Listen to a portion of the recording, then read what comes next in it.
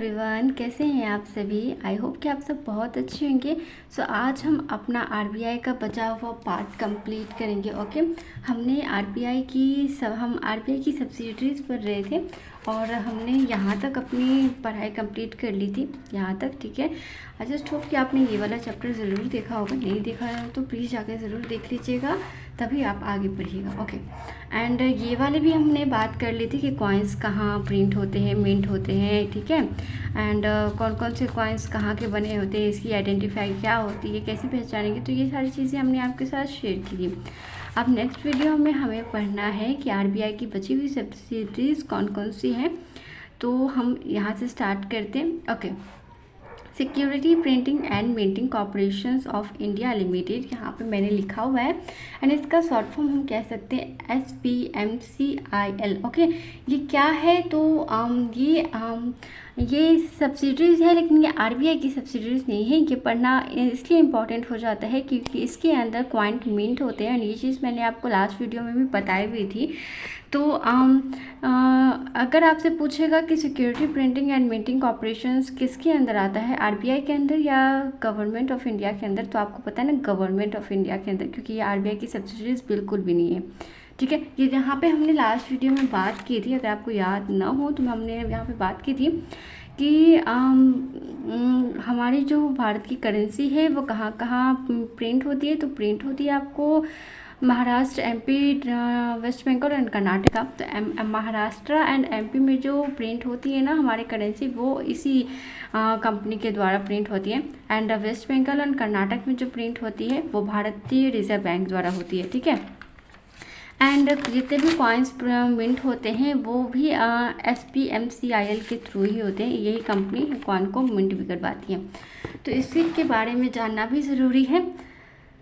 बहुत लोगों को कन्फ्यूज़न हो जाता है कि ये सारे जो है मतलब सारे जो है वो आरबीआई की सब्सिडरीज हैं, तो ये भी आरबीआई की सब्सिडरीज होगी, लेकिन नहीं, ये गवर्नमेंट ऑफ इंडिया की सब्सिडरीज है। ठीक है, अब इसके बारे में हम बात कर लेते हैं।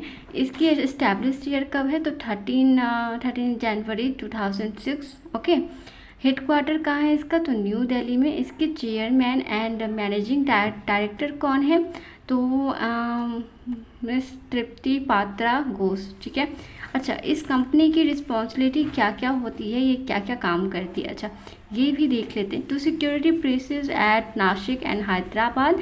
2 सिक्योरिटी प्रेस है, एक तो नासिक में और दूसरा हैदराबाद में। तो ये क्या काम करती है, ये काम करती है कि गवर्नमेंट का काम करती है। अच्छा, जैसे आप कोई भी स्कीम लेते हैं, जैसे आपने ले लिया हम किस चीज़ के बारे में बात करें, हाँ, जैसे आपने ले लिया किसान विकास योजना, अगर इससे ये चीज़ आपने लिया, या फिर सुकन्या योजना लिया, या फिर पोस्ट ऑफिस में आपने आरडी बनाए, राइट, तो तो ये सब बनाने के बाद सरकार आपको सिक्योरिटी प्रोवाइड करती है। कुछ तो प्रूफ होना चाहिए ना सिक्योरिटी गवर्नमेंट की तरफ से, तो जो आपको सिक्योरिटी प्रोवाइड की जाती है सर्टिफिकेट के थ्रू, तो ये चीज़ यहीं से प्रेस होके आती है। बात समझ में आ रही है। जैसे कि आपने ले लिया किसान विकास योजना, तो किसान विकास प्रमाण पत्र जो है वो यहीं से प्रिंट होके आता है, यहीं से प्रेस होके आता है। ये चीज़ आपने समझ गई।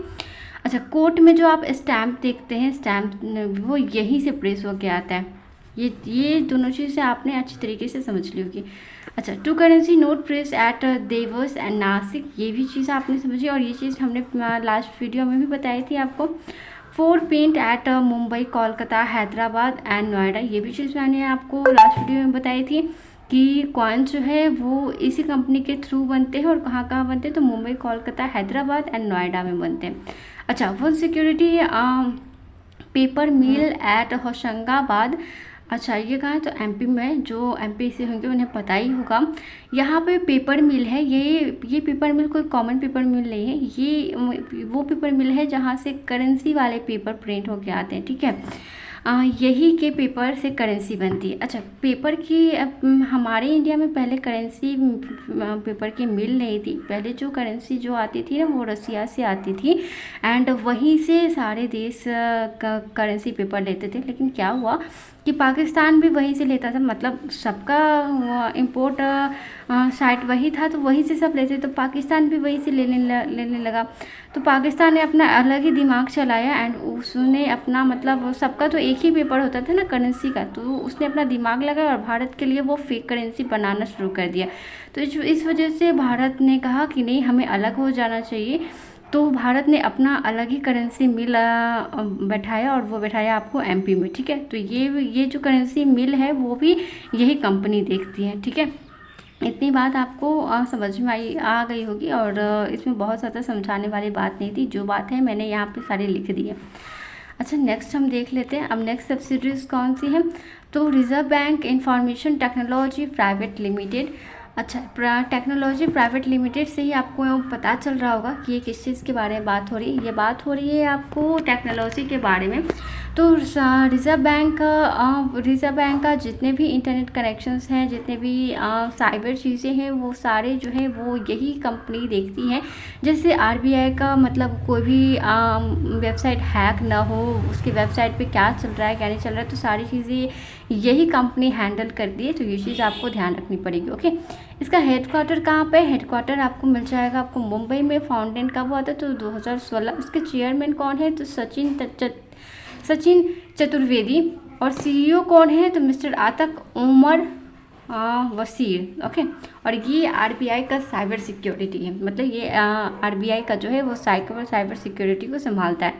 इसमें बस इतना ही है। अच्छा, अब नेक्स्ट सब्सिडीज बात करते हैं। Indian financial technology and allied service, okay. ये 4 सब्सिडीज हैं आरबीआई की। इसके चेयरमैन कौन है? तो विवेक दीप। हेडक्वार्टर कहाँ है? तो मुंबई में इस्टेब्लिश हुआ था 2019 में।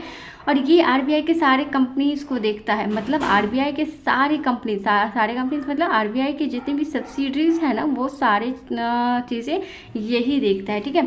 जहाँ बात आ रही है इंडियन फाइनेंशियल टेक्नोलॉजी, तो आप समझ जाना कि यही वो कंपनी है जो आरबीआई के सारे सब्सिडीज को हैंडल करता है, ठीक है। उसके फाइनेंशियली चीज़ों को हैंडल करता है, पूरी कंपनी को नहीं देखता, ओके। बात कर लेते हैं हम reserve bank of India innovation hub के बारे में। जैसे कि मैंने कहा था कि ये लेटेस्ट सब्सिडीज़ है। तो ये आता है आपको सेक्शन 8 के अंडर, और ये किस एक्ट के आता है? तो 2013 के एक्ट के अंदर, ठीक है। अच्छा, ये कंपनी क्या करती है, इस कंपनी की क्या रिस्पॉन्सिबिलिटी है, तो ये भी हम देख लेते हैं। ये कंपनी की रिस्पॉन्सिबिलिटी है कि वो ऑल इंडिया में जितने भी ऑनलाइन ट्रांजेक्शन्स होते हैं ना, वो सारी चीज़ें ये इसी कंपनी के अंडर होती है, और यही कंपनी ये सारे ऑनलाइन ट्रांजेक्शन्स को हैंडल करती है, ठीक है। इसकी इनिशियल कैपिटल कितना है? तो 100 करोड़। हेडक्वार्टर कहाँ है? तो इसका हेडक्वार्टर है बेंगलुरु में, एंड सीईओ है इनके राजेश बंसल जी, ठीक है। तो बस इतनी सी बात आपको समझनी है। और ऑनलाइन ट्रांजेक्शन्स आज से कई साल पहले अगर हम देखें तो इतना ज़्यादा मतलब नहीं था। हाँ, पिछले हम बात करें तो 3-4 सालों से या फिर 5-6 सालों से आप देख सकते हैं कि ऑनलाइन ट्रांजेक्शन्स का अब दौर चल चुका है। तो इसीलिए ये सब्सिडीज़ भी जो है वो इधर ही आके जुड़ी है, ये सब्सिडीज़ पहले नहीं थी। तो ये कंपनी जो है वो ऑनलाइन ट्रांजेक्शन देखती है, ठीक है। आई जस्ट होप कि आपको आरबीआई की ये पूरी अच्छी सी कहानी आपको समझ में आ गई होगी। एंड आरबीआई की चैप्टर जो है यहीं तक ख़त्म होता है, इससे आगे अब आरबीआई का कोई जिक्र नहीं है। आगे हम नेक्स्ट चैप्टर जो है वो है मॉनेटरी पॉलिसी, तो इसके बारे में हम नेक्स्ट वीडियो में हम बात करेंगे। सो आई जस्ट होप कि आपको यहाँ तक अच्छे से समझ में आया होगा। अगर आपने आरबीआई की पूरी वीडियो नहीं देखी तो प्लीज़ जाके उसे ज़रूर देखिएगा, देन आपको अच्छे तरीके से समझ में आएगा। एंड हम फिर से मिलेंगे नई वीडियो के साथ, तब तक एंजॉय, बाय बाय।